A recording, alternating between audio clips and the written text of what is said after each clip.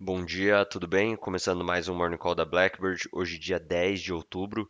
O Ibovespa ele fechou em queda ontem de 1,2%, abaixo dos 130 mil pontos pela primeira vez desde o começo de agosto, com 76 dos 86 papéis do índice fechando em queda, após um IPCA de setembro que veio abaixo das expectativas.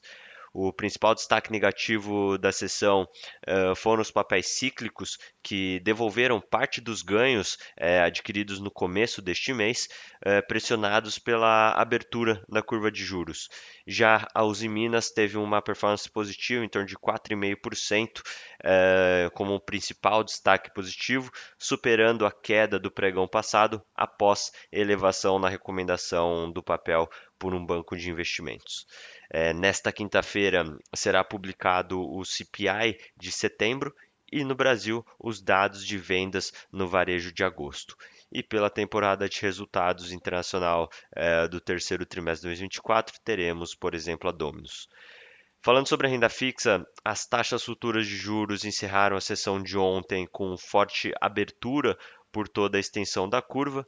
No Brasil, discussões, né, sobre o aumento da isenção do imposto de renda até 5 mil para pessoas físicas e a concessão de 5,9 bilhões de reais de crédito por parte do BNDES, a empresas também que levaram a cautela dos investidores com a política fiscal do país.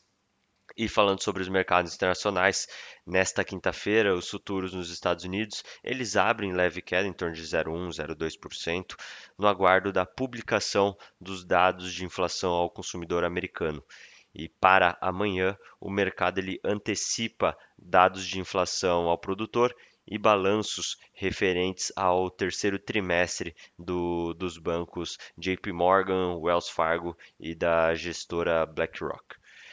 Índices chineses fecharam em alta na expectativa de novos anúncios de estímulos fiscais pelo governo durante o fim de semana. E na Europa, as bolsas elas operam mistas e o índice pan-europeu apresenta estabilidade. E falando sobre economia, nos Estados Unidos, a ata da última reunião do FONC, divulgado ontem, reforçou a percepção de que houve uma divisão maior em relação ao corte de juros inicial, com indicação de que alguns membros preferiram iniciar o ciclo de cortes com uma queda mais modesta, em torno de 0,25 ponto percentual. Além disso, a ata trouxe mais informações sobre os riscos para a inflação, que todos os dirigentes concordaram que haviam diminuído. E, finalmente, acredita-se que a ata reforça a perspectiva de redução menores, na base de 25 basis points nas próximas reuniões.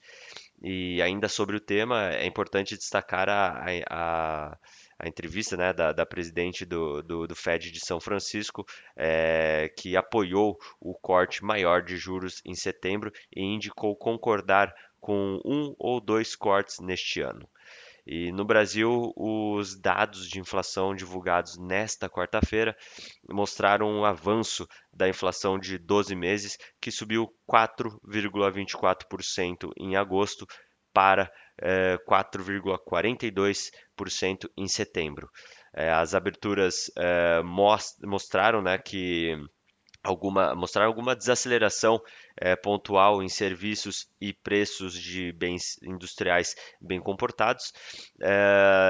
Entretanto, né, considera-se que o cenário prospectivo ainda é desafiador devido à rigidez da inflação de serviços e à aceleração dos preços ao produtor e das proteínas.